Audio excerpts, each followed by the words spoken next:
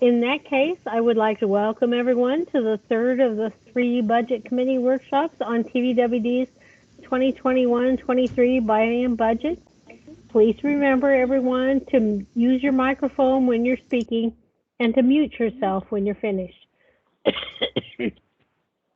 This evening's workshop will include a presentation by management focusing on the operating and capital budgets for 3 of the district's departments. Before the presentations by the departments, the district's budget officer will make a few comments. And following the budget presentation, the budget officer will present information on the budget for the district's other funds. Gosh, I hope everyone is not having the echo that I'm having, but I'm having an echo.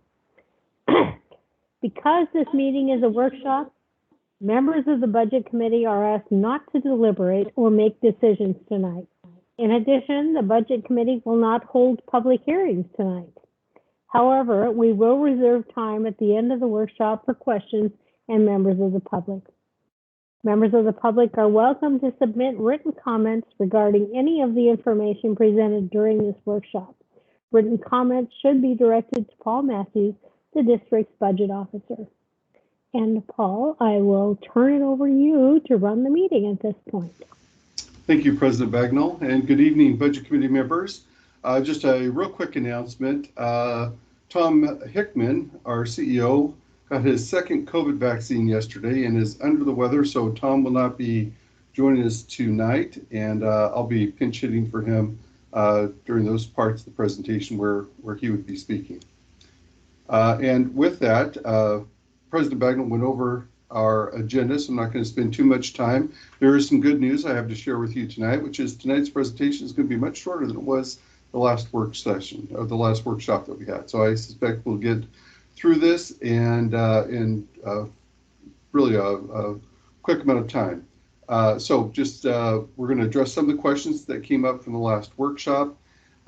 Quick reminder about the workshop rules, and then we're going to hear from the other 3 departments that we didn't hear from in the first workshop. And frankly, these 3 departments are the simpler departments, and so that should go fairly quickly, and then we'll have some closing remarks. In terms of questions from the second workshop, we received one set of questions, and I'm going to characterize this, and I do want to follow up with the Budget Committee member who provided this question and make sure that I get it clarified. But there were questions about customer base. Who are the biggest customers, both on the residential and commercial side, and then the shutoffs? What is the residential versus commercial shutoff? So we've got some information that we can present on that. On the commercial side, published in our comprehensive annual financial report, is the list of our top 10 customers presented by water consumption. It's not revenue, it's water consumption. And it's presented in such a way that shows who are the top 10 now, and it compares the top 10 customers to those 10 years ago. So this information is public information, readily available, and you can see who those customers are.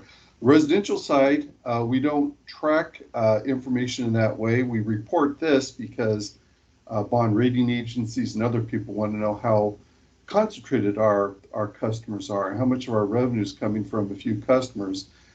Should an economic crisis hit them or some business problem, how vulnerable would our revenue base be? So this is information on commercial customers that is reported as part of our regular business, but on the residential side, not so much. On the shutoffs, this is a comparison by our customer classes of the number of customers that are in that shutoff status. And we've talked about being in shutoff status. What that means essentially is customers who would otherwise be shut off if the district were shutting off customers. As you likely know, the district is a moratorium and we are not interrupting water service to customers for non-payment. So over the past years, the COVID emergency has gone forward. We've had, as you can see here, there are 1,789 single-family residential customers that would be shut off that we're continuing to provide service to. Their outstanding balances on the water side is about $706,000, $707,000, or an average balance of about $395 for those customers. And we did a similar calculation for the other customer classes to give you an idea of the magnitude, both number and dollar amount of the customers that are in shut-off status. A couple things I want to point out here. First of all, is that this number is lower this month than it was last month. Last month, we had about 915,000, I'm doing this from memory, about 915,000 or so, and we had about 2,100 customers that were in that status. So we've made some progress on getting customers current with their bills, but this is the information as of March 31st. So as of March 31st. I want to pause just real quick to see if any questions about the information I've presented so far on the customers that are being shut off status or our top customers. Any questions? And if you have questions subsequent to this, feel free to email me or call me. We still have some items on our to-do list. And that is, we want to verify the question with the budget committee member that asked it to make sure that we answered that question. And I'm pretty sure that we didn't, because we didn't have all the information, I think, that was requested. The other thing is that we potentially need to do a little bit more research and create a list of the large residential customers, those large customers, so we can characterize and answer that question a little bit further. So that's some follow-on work that we will be doing. With that, I want to ask if there were any other questions before we start the third workshop that any of the budget committee members had from the second workshop that we conducted, or frankly, even from the virtual tour, the first workshop that we did. So I'll give it that 8-second wait that I've been taught is appropriate.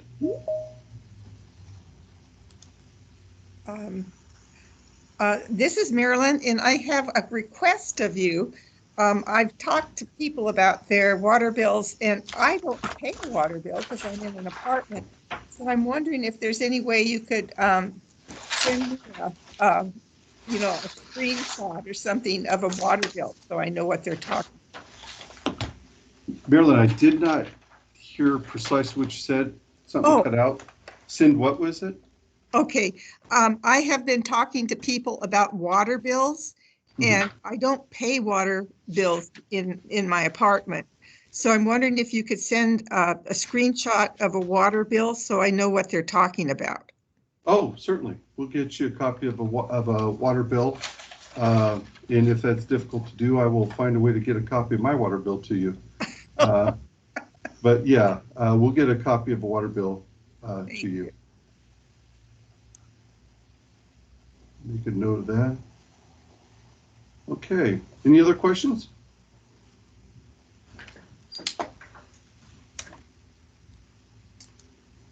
Okay, so no other questions. Just the overall caveat that the goal of the workshop is just to discuss the assumptions of the budget request from the departments, and answer and gather questions from the budget committee members.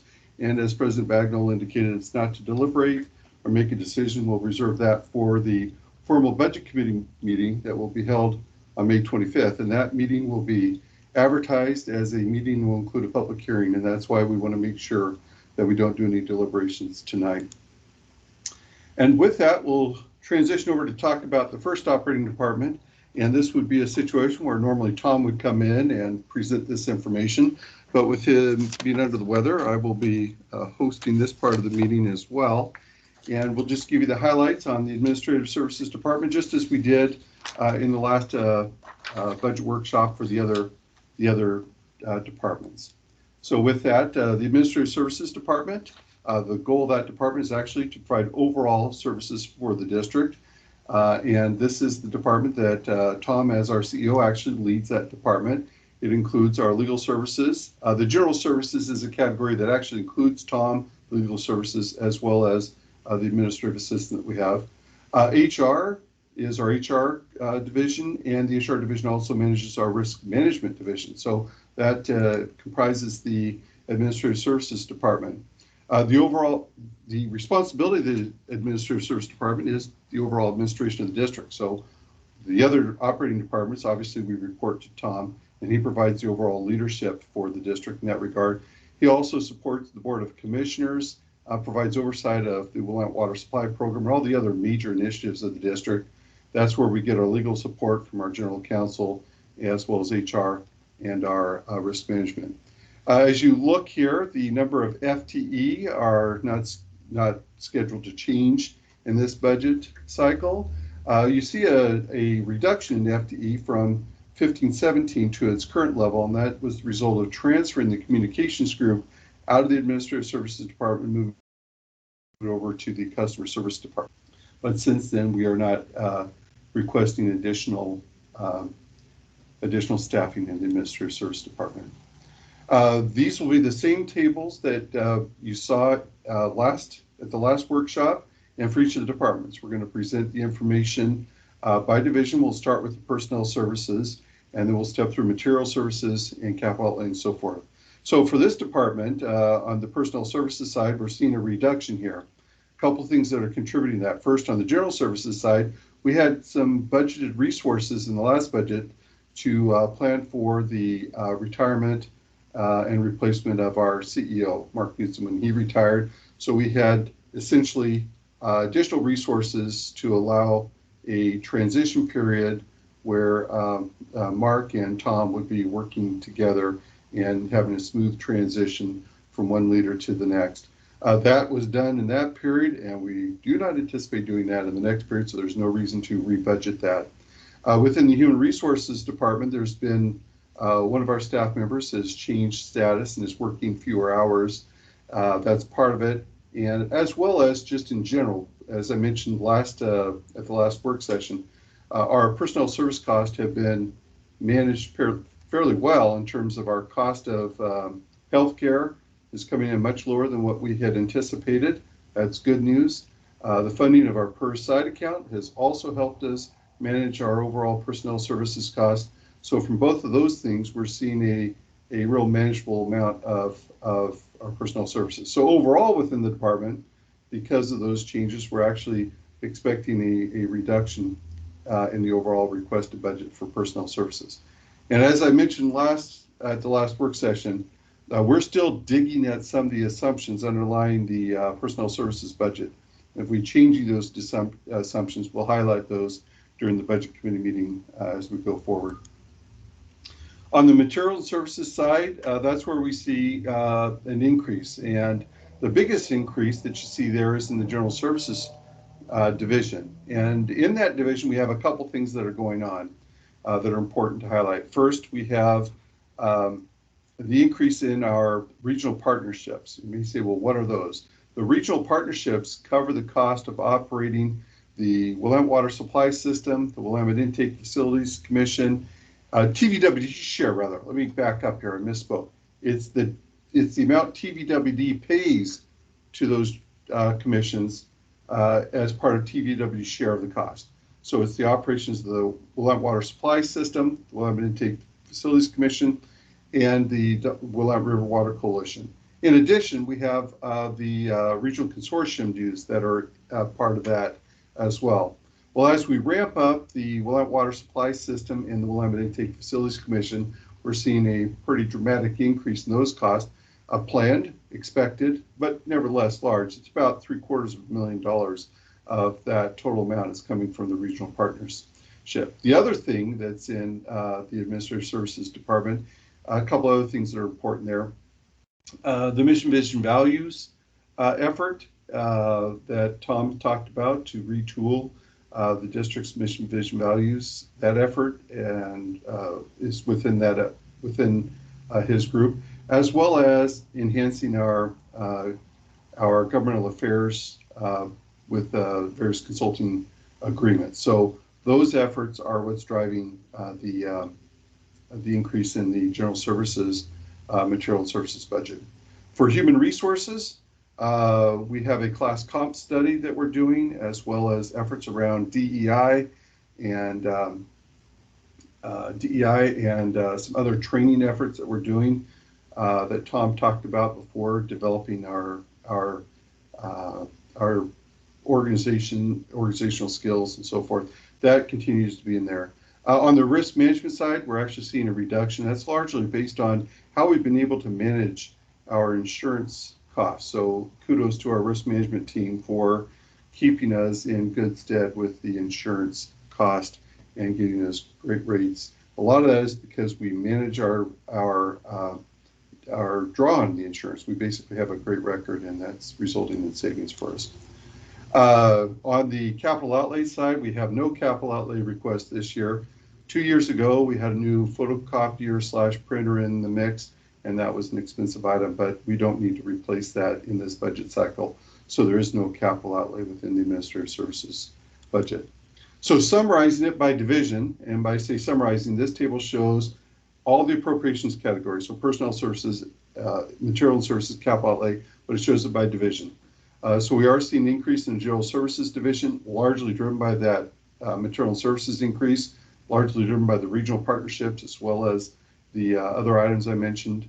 HR, largely driven by the M&S, and that's, of course, those same things, class comp study and other items. And then the risk management, we're seeing a reduction largely because of the favorable insurance terms that we have.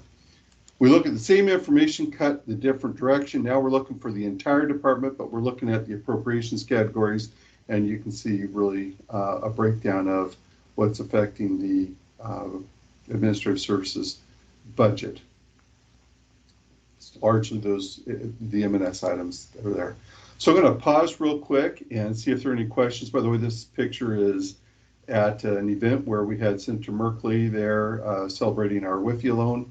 He came out to participate in that. So this is a picture of 2 board members, a senator, and 2 of our senior staff folks. With that, are there any questions?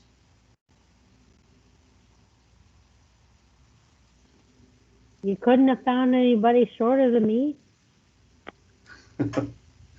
Well, and you know, we had you lined up on the wrong side because Senator Merkley, I didn't realize this. He's a tall person. He's probably as tall as I am or taller. I didn't know he was so tall. But seeing no questions, I will move forward. And by the way, it's never too late to tell me to go back and answer any questions that you might have. I'm going to now transition into what I would normally talk about, which is the finance department.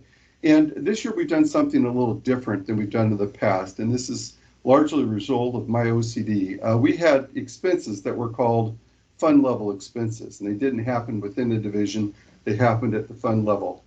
That was driving me nuts, has been driving me nuts for quite some time. And as I became the budget officer, I thought, well, I ought to be able to affect change here. So we created what's pretty common in governmental organizations, something called a non-departmental expense item. And in that, we have accumulated those expenses that were prior listed as fund level expenses. So I'll talk about both of these. First, talk about the finance department. The finance department does those things that you would expect. We do financial operations. That means paying bills. It means receiving cash, doing all the reconciliation, payroll, all those things that we do on a daily basis. We do all the procurement, so it's issuing POs, running the warehouse, and purchasing goods and services. Those are the things that we do, as well as the financial reporting, which is doing all the accounting for the joint ventures and putting the controls in place so that we can make sure the district's proceeds, looks like John needs to be readmitted, the district's resources are properly handled. So we have all those activities that we do within the department. That includes budget, the entire works, managing the district's investment portfolio. I could go on, probably shouldn't, but you understand there's quite a bit of going on within that department. As we go forward, a couple things, you'll see that we're not asking for any change in staffing. We're trying to hold on to the staffing levels that we have. That's going to become increasingly difficult as the complexity of the WWSS is driving our business processes. So this is probably the last biennium that you won't see a request for additional staffing from our group. In 15-17, we saw a reduction in staffing, and that's when we created a separate information technology services department. Tim Boylan, our director of that department, will be presenting just after I am here. Things that we're looking at in the coming year, first of all, we're going to be conducting a water rate study. We do that about every 5 years. It's time for us to do that once again. Key issues there will be affordability, as it was in the last rate study that we looked at, as well as revenue stability. And we'll be looking at our system development charges to be compliant with some changes we expect in Oregon law that are coming through the system. We'll continue the reorganization of the department, and that is preparing for the increasing complexity of our requirements as we, again, get towards operations of the WWSS and manage the expenditures associated with the WWSS now and all the accounting that goes through that, including, by the way, what will be a new requirement for us that we haven't had in quite some time, which is to do the accounting for bond proceeds as we spend bond money on capital projects. That'll bring another level of complexity to our accounting systems. We'll continue to manage the district's finances. Right now, we're obviously focused a lot on revenue and collections. That will continue to be an issue. Our long-term financial planning for debt, making sure that our financial situation can get us the lowest interest cost that we can.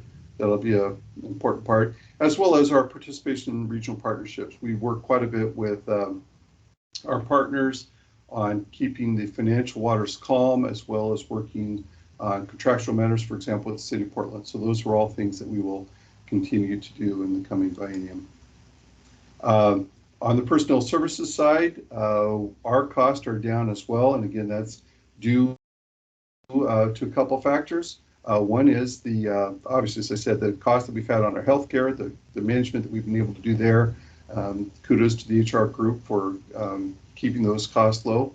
And in addition to that, as we've had some retirements, typically what happens is the people that come into the organization come in at a lower cost than those that have retired. And then, of course, the PERS stuff. So we're seeing a stabilization or a reduction in our personnel services costs as we go forward. On the material and services side, I want to dig into this in a little bit more detail. The increase that you see for the general services division, that's the division where I am, is largely for the rate study and other factors associated with that. But that isn't really the issue that concerns us the most. If we look at the accounting and finance division, there's a couple things in here that I want to highlight. First of all, I want to highlight is the collection expenses. We expect that as we go through the COVID-19 process and get back on our feet, that we are actually going to see increased fees from our collection agency as they go out and help us collect some of our bad debt. So that's going to affect our cost. And then the next item I want to highlight here is the bad debt expense.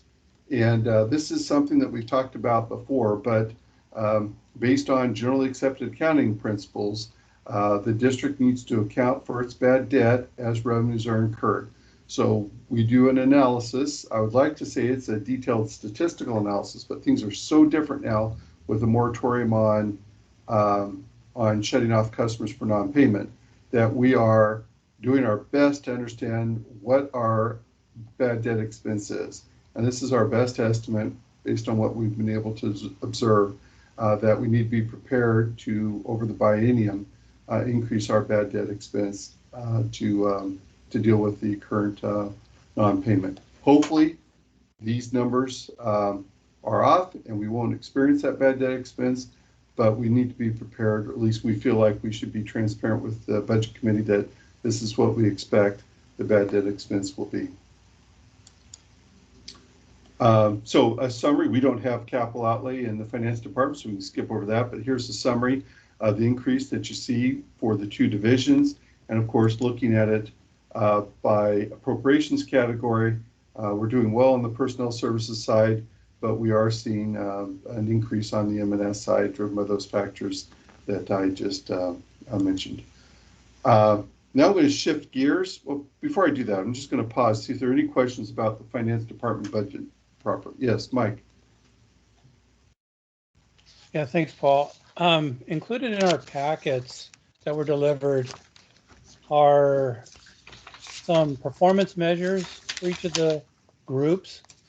And I don't remember seeing these before, but they're interesting. Where are these measures derived from? Are they board goals or are they industry standards? Where are they derived from? Actually, so the performance standards, this is an area, Mike, that we really want to work on in the coming biennium. And one of the efforts that Tom has is the mission, vision, values, which will then drive our our objectives and key results, which will give us then our KPIs, or key performance indicators. So the numbers, the information that you see here is actually pretty dated information. The issue that you see on the district's bond rating, that is one that actually I would ask President Bagnall. I've been here since I've been here, and she might know. But we had a AA plus as our goal there, which is the rating that we have with both S&P and Fitch. The other ones are measures that we've developed over time and have maintained. They are internally generated measures, and they were not taken from sort of an industry standard, if you will. But what we want to do in the coming year, as we roll out our mission, vision, values, is to tie our performance measures back, the key performance indicators back to our objectives that we have. So this is an area that we want to work on in the coming biennium. I don't know if I answered your question, Mike, but Yes, you did, and I do find them interesting, interesting measures. Thank you. you bet. Well, I did have another question also, since I'm Yes. here. Uh-huh. On the collection expenses, are we anticipating any federal assistance to help offset some of these collections?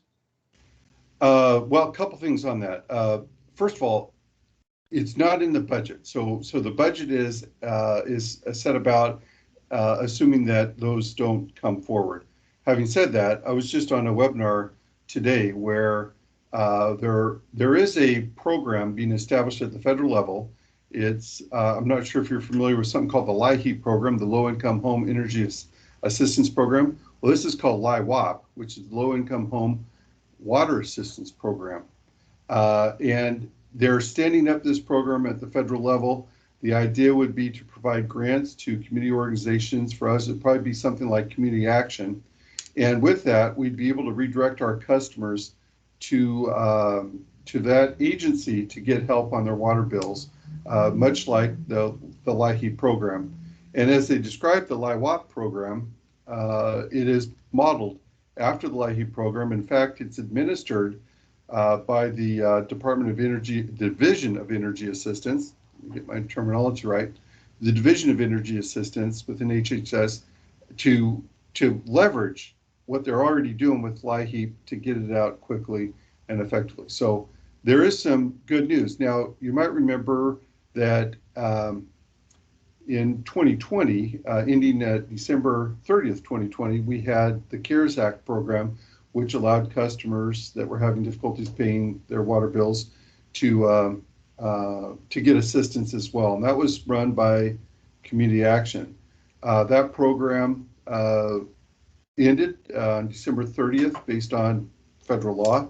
And so this program might fund something very similar to that. We did pretty well in that program as compared to other utilities in Washington County. We got a big share of the dollars that came through the grant. Having said that, here's the challenge. 27%, and I'm going to have to ask Andrew or Andrea to correct me if I'm wrong in here, but only about 27% of our customers that we thought were eligible for the program actually took up our offer on that. So Andrew, Andrea, did I get that number right? I don't want to put out bad information here, so please step in if I got that wrong. It was correct. That is correct number. Okay, doing things from memory is always dangerous, especially when your memory works like mine does. So we really want to reach out to these customers, have a strong outreach to get the customers in the door, but we aren't, the standard, the normal, the sort of expectation that we learned from our partners in Community Action was basically maybe 20% is a common number. We got that up to 27. We felt really good. Can we get that up higher? Can we keep working those customers to get them assistance? That's really our goal. We don't know what the eligibility criteria will be. The eligibility criteria for the old CARES Act program is what is described, CARES Act Utility Assistance Program, was a bit more generous than the LIHEAP program. The LIWAP program is probably going to be more like the LIHEAP program, although that isn't determined yet. So it's kind of a wait and see. Things are changing so fast that we're really not sure where that program is going to land. With that, I'm going to ask Mike, did I answer your question? I'd like Andrew or Andrea to step in to clarify anything I screwed up. Well, yes, you did answer my question. Thank you, Paul. Andrew, Andrea, did I? You Get off didn't track. misspeak, nothing to correct. Okay, that's a first time. No Yeah, that's clarifications, Paul. okay, thank you. Any other questions? Okay, seeing none, we'll scoot right on to the non-departmental. So within the non-departmental budget, we have really two appropriations categories. One is materials and services, and the other is our special payments. Actually, I wanted to stay on this slide for just a moment. Sorry about that, flipping back and forth on you.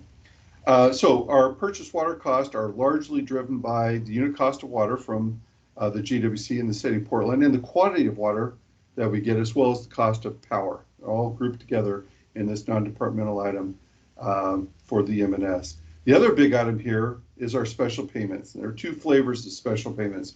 One is the right-of-way fees that are imposed by cities on customers that live within their jurisdiction. And it depends on which city you're in.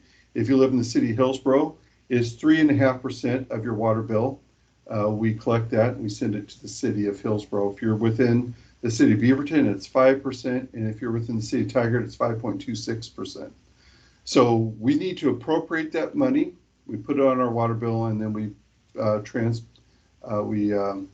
that money to the cities to meet their requirements. Why is it so high in the 1921 budget? That seems like a gigantic increase for the city's right-of-way fees. Well, yeah, you jumped to my second bullet, which is the per site account. So in the 1921, the big hash area was the money that we put into our per site account. So the special payments includes the right-of-way fees and our per site account. Well, in the 1921 budget, we budgeted money to fund our per site account. We're not funding that again, not requesting that money again for this year. So that's why the right-of-way fees, the special payments dropped quite a bit between 1921 and 21-23. So I've got another slide here just in a bit, President Bagnall, that'll kind of highlight that. But the special payments includes those two things, the right-of-way fees and the site account. So looking at purchase water first, our purchase water cost is increasing at a very moderate pace, and a couple things that are driving that. The first thing is we've had actually the city of Portland, though the water rate has not gone up as we might expect in the first year. We are expecting in the second year of the biennium to get a pretty sizable rate increase based on their forecast of water rates. The other thing is that with the withdrawal of customers from the city of Beaverton, the quantity of water that we're selling has gone down. And the third element of this is that we're continuing to operate our system to buy water in a very advantageous way by using winter interruptible water from the city of Portland. So those three factors have allowed us to keep our purchase water cost really flat over the coming biennium. I hope we're wrong. I hope we sell a bunch of water and that we need to get additional buy water to serve our customers, but this is right now our estimate of what our purchase water cost to be. Pumping power costs are going up by about 7%. And you might ask, well, wait a minute, if Beaverton is withdrawing customers, why would we not see a reduction in our pumping power costs? Well, the areas that Beaverton has withdrawn, first of all, are not largely within the, let me back up here. The area that Beaverton has separated, so they can withdraw a customer and we can continue to serve that customer through a wheeling arrangement, in which case we do pump that water. But the areas where they have separated customers are largely within our 435 zone, which we aren't pumping water to. The 385 and 435 zone, which we're not pumping water to. Those areas have been the ones where they have actually separated customers. When it comes to the purchase water, if they withdraw a customer and we wheel water to them, they pay for the purchase water and they provide it from the JWC, but we still pay for the pumping power and we pass that charge on to the city of Beaverton in their wheeled rate. So a bit of a complicated situation here, but here's the bottom line. Our pumping power costs are going to go up basically with the cost estimates that we get from PGE, and that we're largely going to have to pump the water that we will for Beaverton. We'll recover that water, that cost in our wheeling rate, but we won't see the kind of reduction that we saw in the quantity of water that we've purchased from Portland JWC. If I haven't confused you yet, I will keep trying. So let me check in and see if I've been successful here. Any questions about the purchase water cost and the power? Good work on that whole confusion thing. Did I get you there? Yeah. Sorry about that. Nicely done. The purchase water's been reduced because Beaverton is providing some of the water, but we still have to provide the power. I guess that's the way to say it. Yeah, and the other way to confuse is to just say that the area that were separated by Beaverton are the cheapest to deliver water to, basically. That's partly the case as well. So, okay, moving right along now. President Bagnall, this was your question. What is going on with special payments? So the right-of-way fees, you can see, we do expect those to go up, and they go up in part based on our expectation there'll be a slight recovery of water sales, and that there'll be some growth in areas that are subject to the right-of-way fee, and that our rates are going up. So it acts as, dare I say, a gross receipts tax. So as our revenue goes up and our bills go up to customers, the revenue to the cities go up. And so that's what's driving that. On an annualized basis, we're thinking 6% per year. Our rate increases that we're forecasting 9.5% per year. So it's taking into account some of the difference in growth rates in the different areas, as well as the Beaverton situation. Looking at our special payments, that was we may come back in a future biennium and ask to fund a per site account, but the other special payments was the $20 million that we had budgeted for the per site account. Of that, we did actually put $10 million in the site account and reassess the situation. We received our match from the Employer Incentive Fund. That was a state fund to encourage employers to put money in a site account. So we got our maximum match out of that and waited for the valuation reports to come out to see if it was prudent for the district to put more money in the side account. So here's what's going on with PERS in a nutshell. There have been some reforms in PERS that have redirected some of employees what would otherwise go into the IAP to go to offset the employer cost on the PERS rate. Because of that, we're not seeing a need now to fund our side account in this biennium. Also, given the revenue situation and the financial position and our large capital project, it's in the district's interest right now to use that $10 million to fund capital projects and defer further investment in the site account. So we'll keep an eye on this. We'll continually reevaluate it. And in the coming biennium, we may come back and suggest funding the site account, but it'll largely be a function of what's happening with PERS, what's happening with PERS reform, and what's happening with the district's revenues and capital investments. So any questions about special payments? Thank you, Paul. I really appreciate that extra information about the PERS side account because I was wondering about it, as you might imagine. Yeah, and if the cities were wanting $20 million from our customers, I think we would all be rather upset about that. Hey, Paul, Todd Yes. Sanders.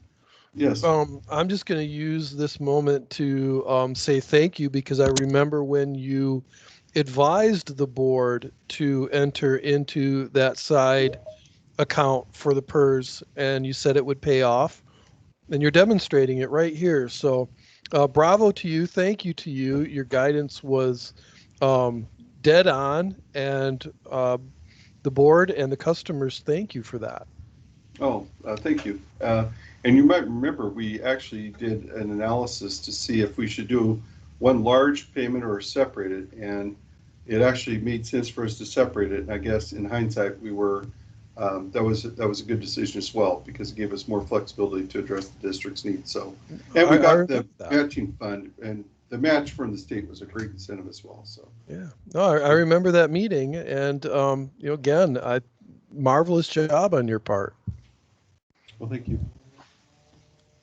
So this shows, I'm sorry, I think I accidentally advanced the slide, did I not? So here's the pumping power, the special payments, which shows the right-of-way fees and the PERS. And then here's the non-departmental by appropriation category, which is basically just summing those things together so you can see it in one place. And what's dominating this is the reduction in the special payments, which is really the per side account. So with that, any questions about either the finance department or the non-departmental expenses?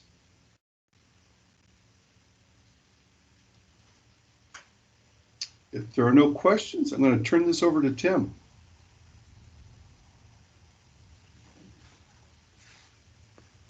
All right, thank you, Paul. All right, good evening, everybody. And I will do my best to avoid jargon and confusing any folks. So we'll jump right into talk a little bit about IT and where we're headed. So IT is comprised of 10 folks, counting me. I've got 4 people that really focus on application support. I've got 4 people that focus on operations support, and that includes things like taking care of our servers and our network and things of that nature. And then we have a business analyst / project management person. He's essentially a little bit of a jack of all trades, where he does a lot of business analytics, helps with customers that have specific projects or needs, kind of pivots back and forth between technology and project-oriented items. And altogether, the team's responsible for managing the life cycle of the district's technologies. So before I jump into this a little bit, I want to provide just a tiny bit of background. So back in 2018, we built a 5-year roadmap for the district's core technologies and services. This was largely focused on 4 pillars of increasing IT maturity, increasing our resilience, simplification of our technology environment, and really expanding our focus on the customer experience. 2 of the really big overarching goals of our IT roadmap were, first, to move away from software development toward more commercially available software. And this was really in order to get better support, more flexibility, the ability to move with the times and not have to invest a lot of resources, both human resources and money, in keeping custom software up to date. Then the second big pillar was really adopting a cloud-first strategy, which would be, where possible, we would go with hosted or cloud-based applications as opposed to those that run in our data center. And we fully expect to have a mix of cloud applications and on-premises applications, but really we take a look at cloud opportunities first. So the onset of the pandemic in 2020 was a bit of a mixed blessing. In some ways, it derailed some of our roadmap items. In other cases, it allowed us to really advance them more quickly than planned. So what you're going to see in this year's budget is really the beginning of that transition from software development to commercial products. This is really driven by the implementation of our new customer information system, which is a cloud solution.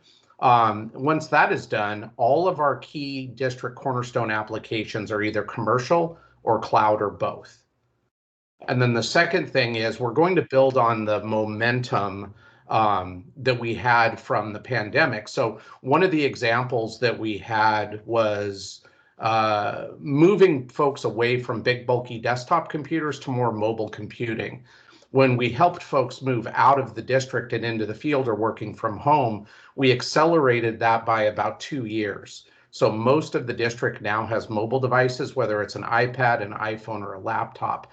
So this next budget builds on that momentum and shuffles around some of our priorities.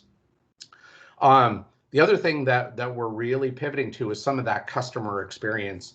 And that's where we've got money in the budget this time around to invest in efforts that educate and inform. And on the education side, that's things like training for our staff and tools to help them learn and use some of the newer technologies. On the inform side, That's things like self-service tools, and the ability to do monitoring and things like that. And then, like I mentioned, what the pandemic did is it derailed some of our strategies. And what that's going to do is we're deferring some of our capital outlay related to making changes in our data center to the next biennium. So, and I see some of the comments in there about the background. That's in Prineville, believe it or not. That is the Facebook data center that's over in Prineville. All right, let me jump forward one here. So before we jump right into the numbers, I wanted to give you just a brief summary in layman's terms about what's driving the numbers. So in the collaboration and productivity space, the dollars went up because we added more laptops, we added related services, we added software, we added licensing. So collaboration and productivity drove some of those costs up. In the communication space, we added a number of cellular devices to the mix. We added a cloud-based phone system, which drove our communication costs for that service up a little bit. And then we added redundant circuits for the district, for SCADA, across a number of services, mostly for resiliency, but also for capacity. So those communications numbers went up. We added dollars for staff training and education, and then we added data initiative dollars for things like security, migrating data, standing up business intelligence in a business warehouse, things like that. And then you'll see a slight dip in our data center dollars, mostly because we're deferring some of those data center items to the next biennium. So what you'll see here is similar to what Paul's described in the other departments. The reduction in personnel services is largely driven by efficiencies in the insurance rates and things like that. We're not going to change the quantity of staff at all. Our materials and services and capital shift a little bit, and I'll jump into those in this next slide. So professional services is the first line on this table. That went up about 77%. Of that value is related to the ad packages or the specific projects that are related to data warehousing, dashboarding, business intelligence, and project management software. So the small percentage of that is just day-to-day professional services we need to keep the lights on. The rest of it is specifically related to those new initiatives. The training budget you'll see has training and education has jumped up quite a bit. And like I mentioned, that's largely based on standing up an education and training program for district staff to be able to take advantage of some of the core technologies that we have, as well as some of the new things we'll be introducing. The other big one that you'll see down there are computer subscription service and communication service. The computer subscription service includes increases in the quantity of licenses, and the communication services includes increases in things like our phone system, our circuits, and some of our cell bills. So under the subscription services, that's where most of our Microsoft spend, and Microsoft is the single biggest line item in the computer subscription services. And what we've done is we've added server licensing, we've added end user device licensing, we've added subscription services for our VPN platform, for our backup and recovery. So as folks moved out of the office, we needed technologies to connect them back. And we also needed technologies to back their data up and make sure that they are fully protected. So all of this is related to that roadmap activity. And those are really the big movers in the overall M&S space. And I guess that was the last slide. So happy to answer any questions you may have. Sorry, I just saw a couple of the comments. I just want to, that's like really an old picture, right? Because I remember when it looked like that back in the data closet, and it was pretty scary. Yeah, that offends my OCD. I like really nice cable dressing, but That's probably 2-3 years old. One would hope.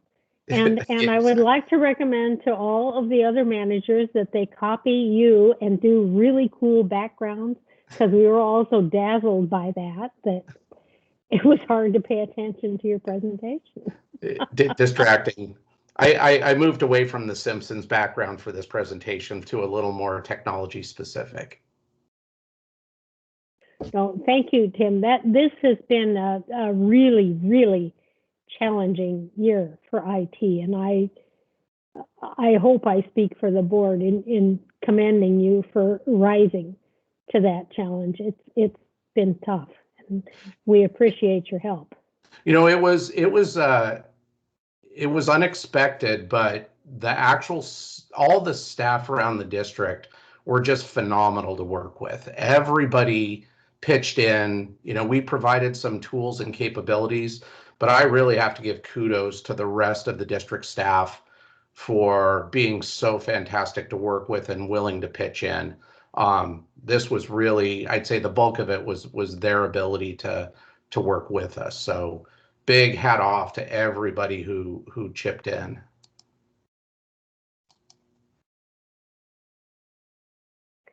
Well, thank you. All right. Questions from other board members, or back to Paul?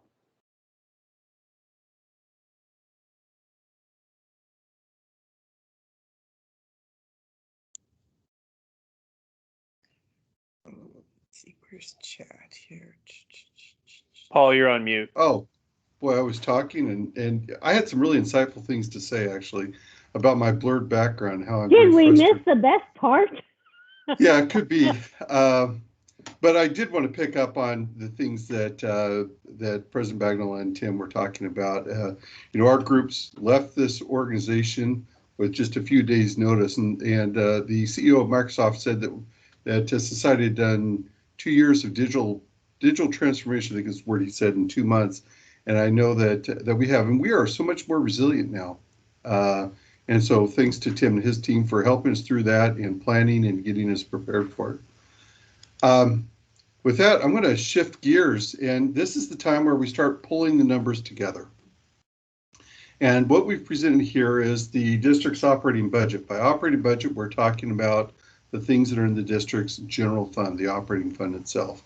And we've presented here what the 2019-21 budget was, the requested budget that we've consolidated from all the groups that we have, and we're looking at it by appropriations category. So for example, personnel services, we're seeing that essentially flat or reduction. And again, I want to emphasize that we are picking at those assumptions, because the last thing we want to do is to pass the budget and come back to the board and say, you know, we want to increase appropriations because our assumptions were poor. So we really want to double check those. Second item is the M&S. You heard from all the departments. This workshop, as well as the last one, describing the plans that we have for the departments. So we get to the close of this, I'll circle back and talk a little bit more about that. Capital outlay is facilitating our transformation that Tim described largely. And then special payments, big reduction there. And I don't want to confuse people. When you see a large reduction in our operating budget, and $20 million of that is due to a one-time plan on special payments, that needs to be taken into account. But that is showing a reduction then in our operating expenses. The last item that we have there is our contingency, and you heard Tom talk in the past about the risks that we face. We still have a lot of things going on. We're recommending that the contingency be increased from 15 million to 20 million. A couple important things about that. The contingency can only be accessed and spent by approval of the board, so this isn't something that management would have control over. But we think it's prudent to recognize that there are a lot of uncertainties as we continue to drive into the future with the transformation of the district, with everything we have going on with the WWSP, as well as the pandemic and our customers. So we're recommending an increase in that contingency. Now, last biennium, we haven't spent the contingency, and so there's a good chance that we won't. But in the event that we need to have access to that, we want the board to have the capacity to use the contingency. So that's our recommendation. But in that regard. if you need it, you're going to need a bigger number than you would normally need. So I Right. completely understand And then I'm going to step through fund by fund and just do a recap. So you might remember at the last work session, I guess it was 2 weeks ago, our chief engineer talked about the district's capital improvement fund. And the key elements there that she talked about were capacity improvements, as well as some replacements. The condition assessment, some of our assets are, you might remember the green, yellow, red scale that she used, age, resiliency. And then we have those agency-driven projects, county road project, for example, where we need to relocate our assets. When you look at this number, you see, wow, $380 million. That also includes the Metzger Pipeline East as part of this appropriations as well. So this is the total appropriation within Fund 11 that we're requesting. So with that, any questions about that? And I'd invite Carrie to add any comments that she might have.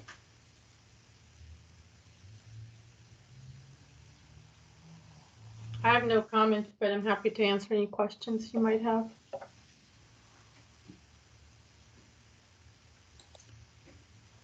And Carrie's background is as that. inspiring Okay, as mine. Carrie, trying to come up with a really, really tough capital question right now, but I just don't have one. Here's my dog. How's that? Okay, so moving on, the next one is the Customer Emergency Assistance Fund. And this is a fund within the district's fund structure.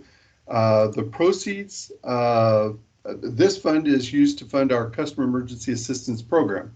So we have the CEAF, as we describe it, Fund 43, which is where we keep the money. And then we have the CEAP, which is how we use the money that's in that fund. So it provides emergency relief to customers that are qualified through the Customer Emergency Assistance Program. We use a third party to do the qualifications of customers. We're using something called Community Action during the pandemic. We're shortening that process somewhat, but generally we use this third party to make sure customers that are seeking assistance are in fact in need of assistance. Three primary sources of funds: customer donations, donations from commissioners and staff, as well as funds budgeted by the district. A small amount of interest earnings. It's important to know that all the interest earned on the fund balance stays within that fund to assist customers. We're requesting an increase from what we've had in the past. In the past, we've had $25,000 in the biennium. We're asking or requesting $250,000 per year in assistance with customers in need. A couple things I want to point out about that. First of all, we've chosen that number to be consistent with what Clean Water Services is doing. Clean Water Services has a little bit more of a complex situation because of the way their money is budgeted and the way that it affects the cities. So the program that we have, we want to be compatible with Clean Water Services, and they are looking at stepping up their program in the coming year. The second thing is that money that is recovered that goes through this Customer Emergency Assistance Program and actually helps customers then reduces our bad debt expense. And I think we talked about that several months ago, maybe a year ago, as the pandemic kicked off. I did a presentation where we discussed both our bad debt expense as well as funded Customer Emergency Assistance Program. So this is a sizable increase, and this will be, again, coordinated very carefully with Clean Water Services to make sure that our efforts match theirs. So with that, any comments, questions, thoughts on the Customer Emergency Assistance Program? Paul, this is Jim Doan. I think it's a great idea. I participated in the Community Action fundraiser last Friday, and there's a heck of a lot of need out there. And I think with Community Action basically being the doorkeeper, we're assured that the money's going to people that need it. But I applaud this increase, and I think it's in keeping with the kind of people that we are in this district. So thank you. Yeah, this is Craig Hopkins. I share that sentiment. Okay. Well, thank you. Any other This is Marilyn, and I third. I think it's very much needed, and I think it's going to take us a while to get out of this pandemic, and this is good forward planning. Great. Andrew, did you want to add anything to the discussion here? You know, Paul, Andrew I think Carlson? you covered it. And just for the benefit of budget committee members who were not at the board meeting last night, the board, the staff recommended and the board approved that we take $8,400 of unspent appropriation from materials and services and funnel it to the customer emergency assistance fund. And I am very pleased to see that happening. I think it's wonderful that the district has such a strong commitment and wants to help our customers. It's a good thing. So I might want to just brag for a minute. I'm going to put Justin Carlton on the spot here. So Justin, a fair warning here. But I'm going to brag on the employees that we have our annual auction. And of course, COVID has interfered that this year because we couldn't get together with the work from home directive from the governor. But we have an annual auction. The last auction we had, the employees donated money to the Customer Emergency Assistance Program. So Justin, I'm going to put you on the spot and see if you can either off the top of your head or remind me or share with the group here how much money the employees raised through that process.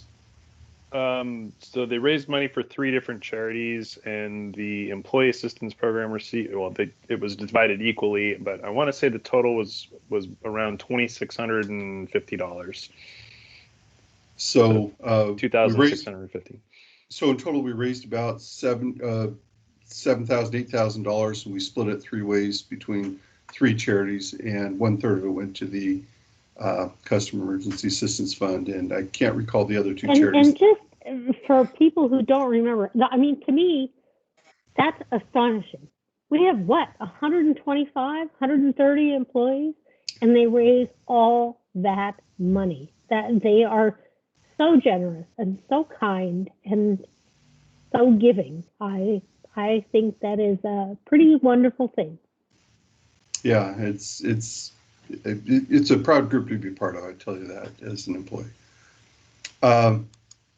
So with that, are there any other questions about the Customer Emergency Assistance Fund? Okay. Kudos to all who are participating in it to make it work. Well, thank you, Craig. Something a little bit less exciting maybe is the Willamette River Water Coalition. It's one of our older joint ventures. It is a joint venture. It's a joint venture that includes the Tualatin Valley Water District, the cities of Sherwood, Tigard, and Tualatin. TVWD serves as the managing agency for the WRWC, as it's called. Our regional dues are actually budgeted in that regional partnership that I talked about when I was covering the Administrative Services Department. So it's in that regional dues. The WRWC budget is set annually by its governing body, and actually Commissioner Sanders is our representative on that governing body. That leads to a little bit of an issue because we have a biennial budget and they have an annual budget. So we have to estimate what that second year is, and so we've done that. But presented here, you see the requirements for that WRWC fund, and as the managing agency, TVWD adopts the budget for the WRWC, but its individual agencies then fund it, and the board of the WRWC also adopts the budget, but they don't go through a budget committee process like we're doing here tonight. The WRWC focuses primarily on water rights on the Willamette River. That's kind of its stock and trade. And with that, I will ask if there are any questions, and either Carrie Pack or Dave Kraska or Clark Balfour could answer questions or actually Dr. Sanders could as well, questions about the WRWC.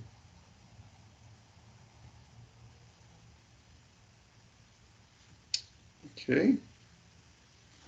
No questions about the WRWC. We'll move on to the Willamette Intake Facilities Commission. This is the district's Fund 44. It too is a joint venture of the 12th Valley Water District, the cities of Beaverton, Hillsborough, Sherwood, Tigard, and Wilsonville. It's important I put these things in alphabetical order so that nobody gets their nose out of joint. But TVWD, of course, is the managing agency, so we get top billing. TVWD's share of these operating expenses are budgeted in the administrative services departments, that regional partnership line item we talked about before. Again, this budget is set annually by the WIF Commission Board, but our appropriation is over a 2-year period. And this is designated for the construction operations of the Willamette intake facilities that are located at the Willamette River Water Treatment Plant down near Wilsonville. And Dave Kraska talked about this extensively at the second workshop, so I don't have anything to add, but if you have questions about that, Dave's on the line, and I'm sure we could put him on the spot and he can answer your questions. Are there any questions about the Willamette Intake Facilities Commission? Dave, you must have done a great job 2 weeks ago because you get a pass here tonight. And this is a cool picture of the Willamette River Water Treatment Plant in the park that's on the, I believe, the west side of the treatment plant. And then the big one, Fund 45. This is the Willamette Water Supply Commission. That is the joint venture of TVWD and the cities of Beaverton and Hillsborough. And we serve as the managing agency, and that's why we're including this fund in our budget and the appropriations for this fund. TVWD's share of the operating expenses, just like with the WRWC and the WIF, they're in their regional partnership budget. The budget is set annually, and we've got that same annual biennial budget. With the WWSS and the WIF, though, we're able to look at their baseline budget and other things, give us a little bit better insight as to what the second year of the biennium costs are. But we'll likely come back to the board and make adjustments if necessary to the budget. And this, of course, constructs and operates the Willamette Water Supply System. Now, we're not in operations in terms of what a finance person would say. We're not in commercial operations because we don't deliver water, but we do have operating expenses to do things that we are not going to capitalize. For example, have meetings of the commission and other studies that are being done that are going to facilitate the introduction of Willamette River water into the partner system. So with that, any questions? And Dave Krask, of course, is available to answer any questions here. This is Jim Doe. Just one question.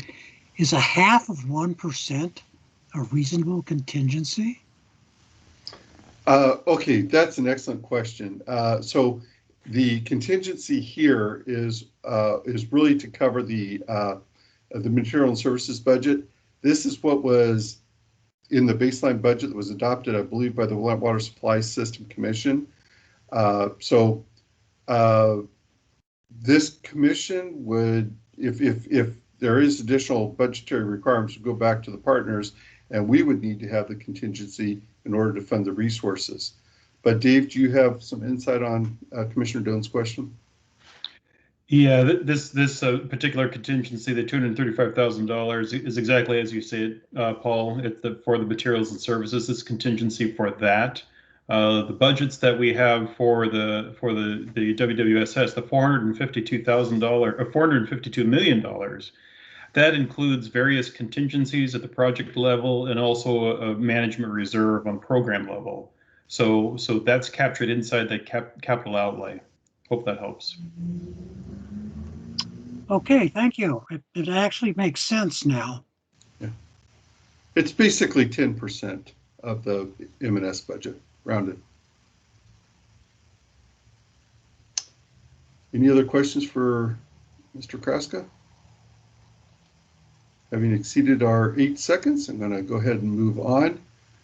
Now, this would be a time where if Tom were here, I wish he were here, he could talk a little bit about how TVWD is in transition. He has talked to you about this before, but really what we've done is we've prepared a budget that we feel, this is the management's opinion, that it is part of this transition of the district from what it was as a suburban water provider in the past, which was primarily focused on operating a very complex distribution system because of the terrain that we have here at the district and the way that we take water from multiple sources. A very challenging operating environment, but that was our focus. Then we took on the responsibilities of really the construction phase of the WWSP. We brought on experts like Dave Kraska, and we built out the program management office, the PMO as we describe it. And we're adding that to our mix. And this budget then is to complete that effort, as well then as to position us to become that regional operator as we move into the next phase for the district. So we're kind of passing through from where we were as a suburban water provider. Now we're in our construction phase and being prepared then once the construction is over to operate that new system that will be responsible for operating as the managing agency. And the priorities that we had listed 5 of them. One was the human investment, and that's to prepare our employees to make that transition, to be successful as we move from being that suburban water provider to the construction phase and into the operations. Intergovernmental relations, the same thing, is to equip us to make that transition.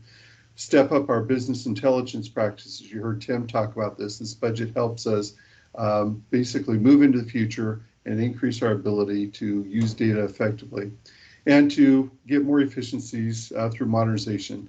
That is to allow us to improve the service level that we provide our customers, and to do that, find these long-term strategies that can lower our costs. So increase the service levels at the same or lower costs. That's our goal.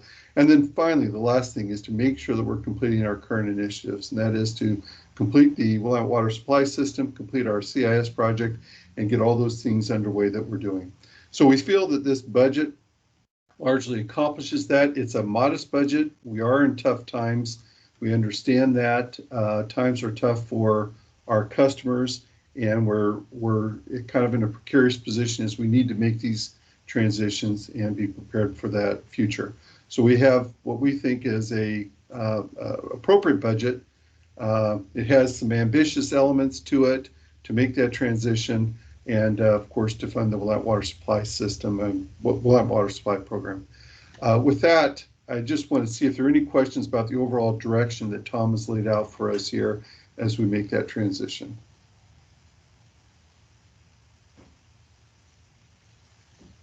And I don't know if I can count to 8 seconds appropriately, but I'm going to feel like we're at 8 seconds. And this really brings us to the end of our workshop. So a couple things. We started with the budget tour that we had early on, and COVID forced us indoors and online. We did that. And we basically had a show and tell. Each of the departments got up and talked about what they were doing. And we took that as an opportunity really to reintroduce the members of the budget committee to what the district is doing. Then we had our second budget workshop where we heard from really the 3 toughest departments to describe. That's the customer service department and the CIS project that they're undertaking right now. The engineering operations department, which houses most of our employees and operates that complicated system I talked about, as well as planning for the capital improvements and future operations of the system. And we heard from the Water Supply Program Department, that's Dave Kraska's department, where we talked about the Water Supply System, Intake Facilities Commission.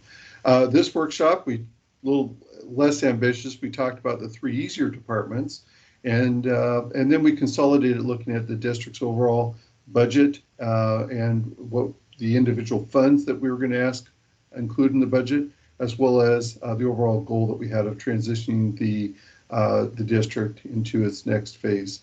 So that leaves us with a lot of work for staff. We want to get questions that you might have, but I want to highlight a couple things that in the coming month, we'll be working real hard on preparing the proposed budget, which we'll present to the budget committee formally at the May 25th budget meeting. That'll be at 6 o'clock. It'll be online, and we'll have the same kind of setup that we have here. And then the Board of Commissioners will meet to consider adopting a budget for the 2021-23 biennium, and that is on Wednesday, June the 16th, also at 6 p.m. So with that, before I go, I want to do a couple things. First of all, see if there are any questions that you have for the team that we can answer between now and the time of our formal budget meeting, or any other direction that we should consider as we prepare that proposed budget going forward. And I would like to thank staff for all the work that you've done so far, presenting this information to us. And I would also like to encourage all the members of the budget committee, if you have any questions, please do email Paul, do something to get in touch and ask those questions and get them resolved, because it's a big budget, it's a complicated budget, and it's a budget that, to me, has sort of achieved my scariest dreams, in that it's dominated by the Willamette Water Supply Program, and that's as it should be as we move forward with this big project, but it does tend to leave a lot of the other smaller things in the dust. And I want to encourage all of you to look at the departments and to look at what they're recommending and appreciate their efforts and ask questions where appropriate. Thank you, President Bagnall. And I believe, John, you have a question? I believe JV is John, right? And if you're speaking, John, you are still muted. I don't know.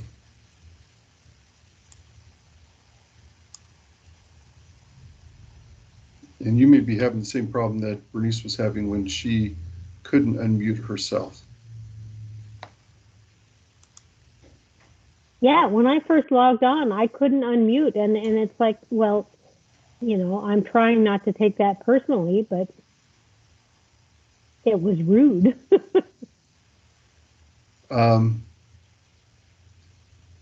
I don't, John, maybe if you could dial in, and I don't know if there's a way, Debbie, that we could send him the dial-in information. Want to make sure that we get his question answered. And, sure, I'll resend him that number. Okay, and sometimes his question may be questions that others have, so it would be great if we could hear his question yet tonight. And by the way, we are budget geeks. We love questions. We find it a challenge. We like to go out and do the research. So please volunteer your questions. It looks like he left, Paul, and I think he'll probably try to restart and log back in. Okay. And while we're waiting for John to do that, are there any other questions from members of the Budget Committee?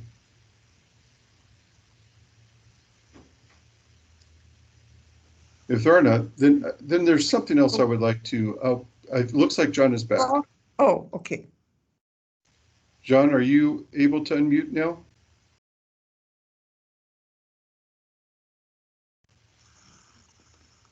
Debbie, is the meeting on, or do you have the ability to unmute him? No, I tried that, and I checked the settings, and it's set to allow attendees to unmute, so I'm not certain what the problem is.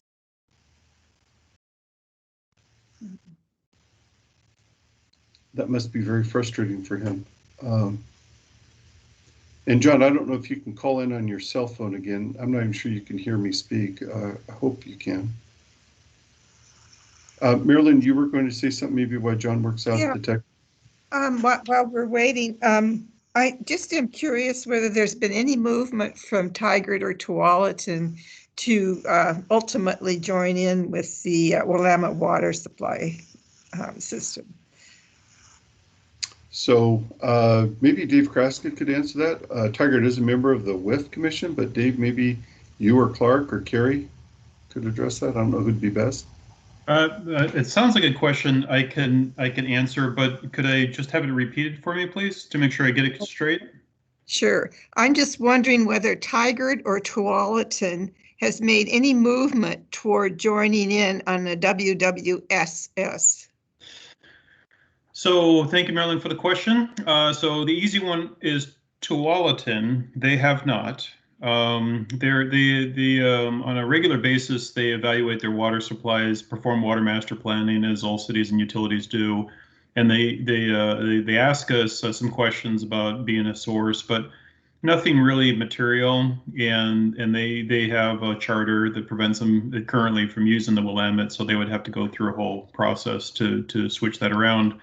Tigard, just to be clear in answering your question, no, they have not made any overt efforts to become part of the WWSS, the Willamette Water Supply System. That still remains just TVWD in the cities of Beaverton and Hillsborough.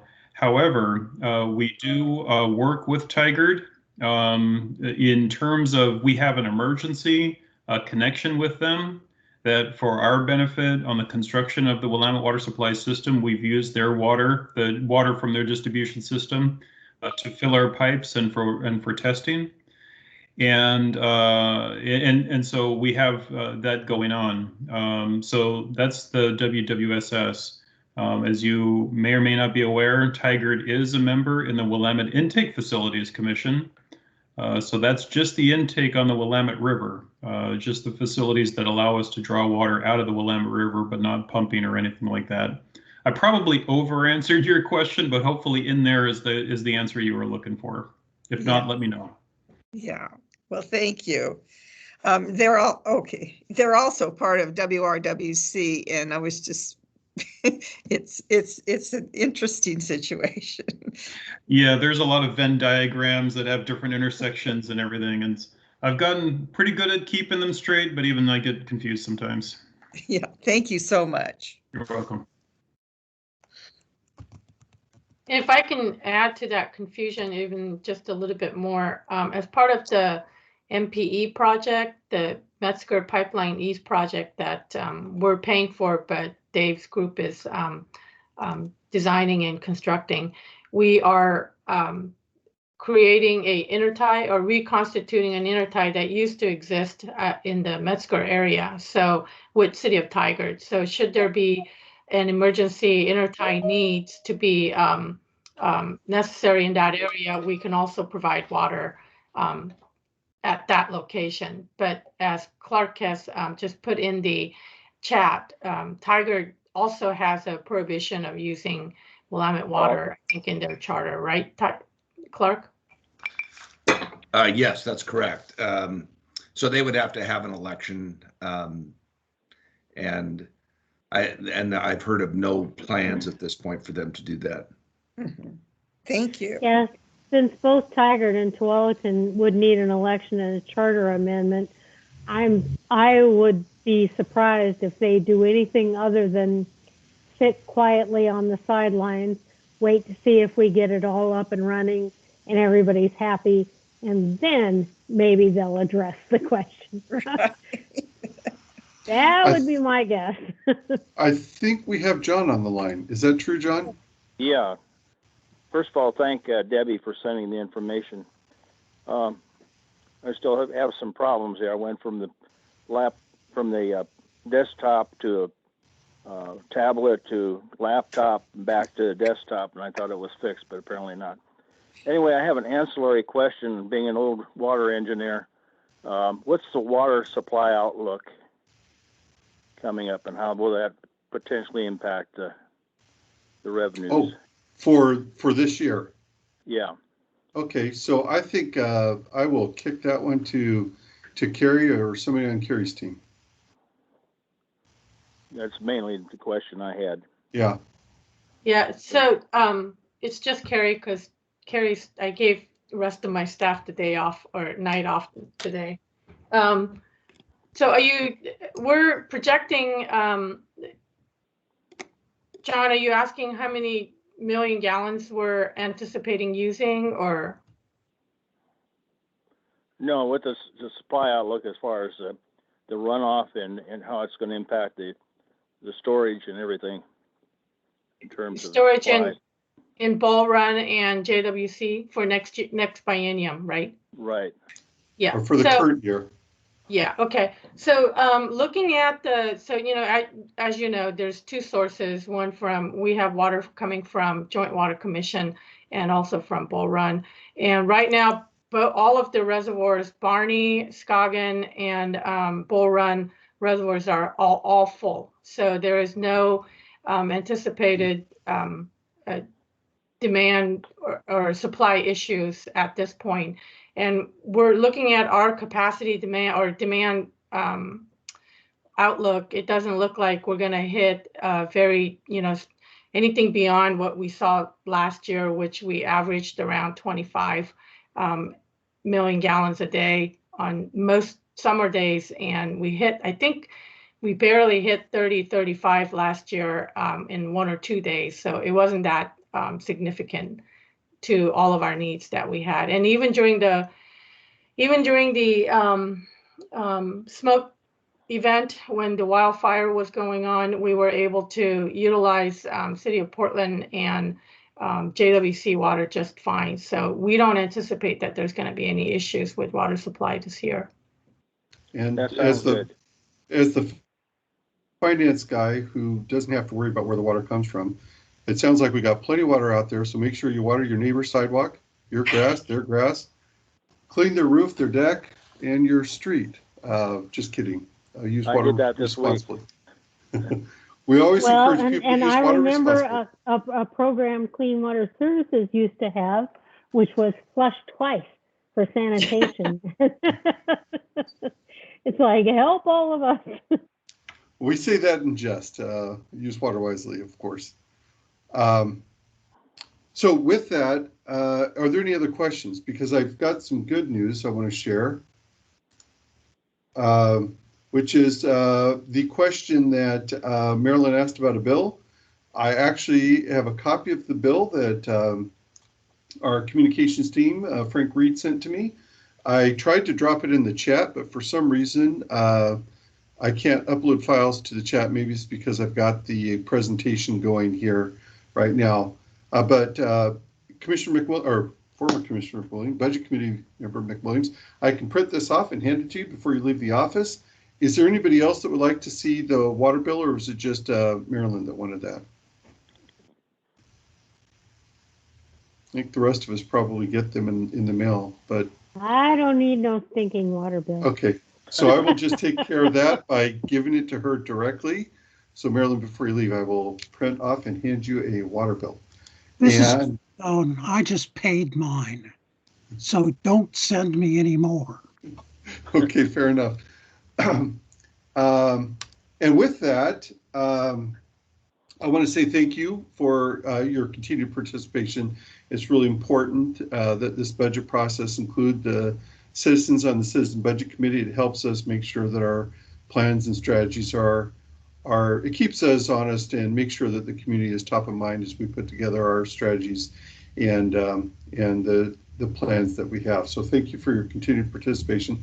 The other thing is this is the end of our workshop. So by my count, we have now delivered everything that we've traditionally done. We did it in a slightly different order, but we've delivered all the information that we have done in past budget periods to the Budget Committee. So we feel like we're prepared to go to the proposed budget. But I want to offer a couple of opportunities for the Budget Committee to give us feedback on the process we're following. If you have any suggestions for improvements, we'd really like to hear that. And of course, please get a hold of me with any questions that you might have. So if you have ideas that we can make this more effective or less burdensome on you, we'd really appreciate that. We always want to improve our processes as we go forward. But with that, President Bagnall, that concludes the staff portion of tonight's efforts, and I will turn it back to you for your closing remarks. Thank you, Paul. I don't have closing remarks except to just reiterate what I said earlier and what you just said. Please, please, please be sure that if you have questions, if you have any concerns, if you have things that you want to know about before the formal Budget Committee hearing, please communicate with staff and let them know what your questions are and give them an opportunity to respond. And in fact, if you could, we always want to avoid deliberating by email, but to the extent that you can copy others of us on your email questions, that will be useful because we want to know what people are thinking. Can't respond to it because we can't deliberate by email, but we want to know what you're thinking. And we very, very much appreciate your participation. So with that, I think that probably we are adjourned.